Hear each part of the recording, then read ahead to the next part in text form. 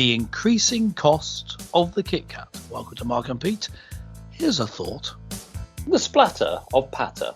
If you love to chit-chat when having a KitKat because you like the sound they make, and in the tit-for-tat, drinks go splitter-splat, perhaps it's time to have a break.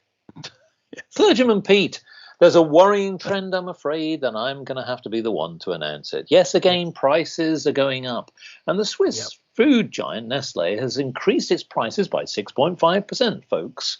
And so what this means is ingredients are getting more and more expensive. And of course, they have to pass it on to our consumers.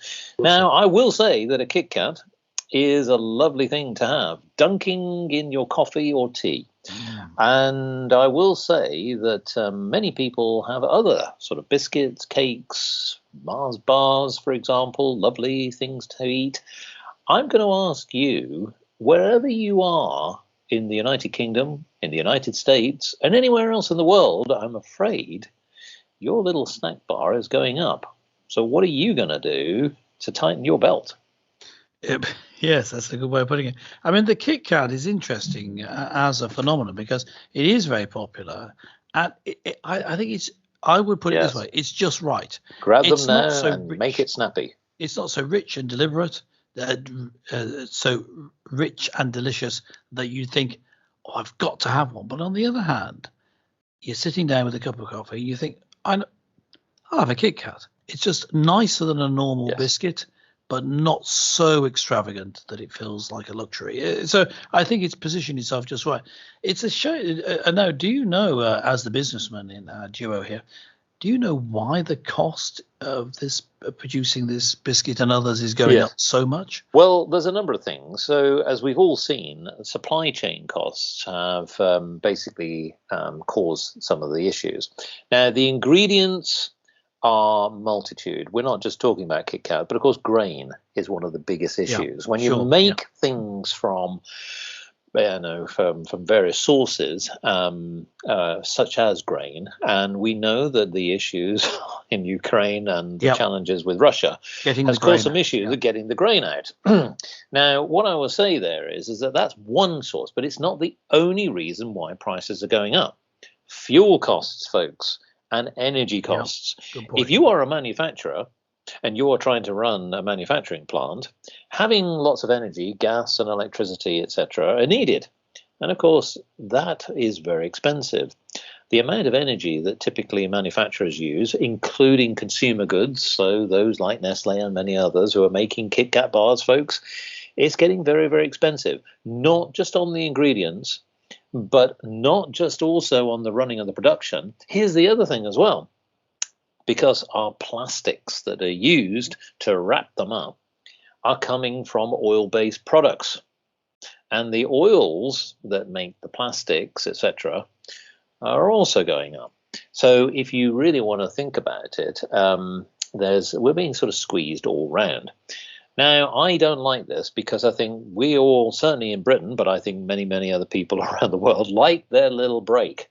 Let's be honest, we're all working very, very hard to try and sort of help our respective chancellors and to sort of build up the coffers because they need it. But we need a break, folks, and there's nothing better than dunking a KitKat into your beverage, your finest beverage, whatever it is. So if that means that you can't afford the KitKat, does that mean that we can't even afford the drink?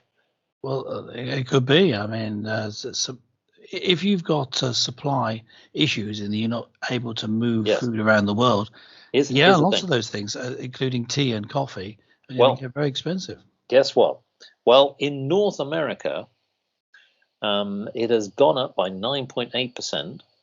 What has? Sorry, I didn't get that. The overall prices of goods, consumer goods, and I'm not just talking about KitKat bars, etc. Now, this has, of course, seen that these organic sales, which really is the thing that they sort of build their business on, overall is sort of squeezing margins. Now, at the end of the day, what I would say is that I can see that this is not actually going to change. And here's a bit of a prediction.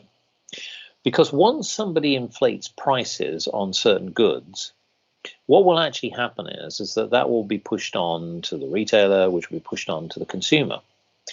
And even if energy prices do go down, and that we are seeing already fluctuations in the energy price, I don't think necessarily that we're going to see our consumer goods go down. So what you might want to think about is thinking very carefully about what you stock in your cupboards, and really maybe being a little bit more selective. So you talked about many other goods. I think you're quite partial, I believe, to a Mars bar, and I prefer a KitKat. But maybe that was my case. Going back in my not having both. Yes, Mars just have one. Bars play a big role in my nutritional input. Yes, but maybe what you have to do is, as a KitKat bar, when you have a break, is just break it and only have half of it. Maybe we're getting to that level.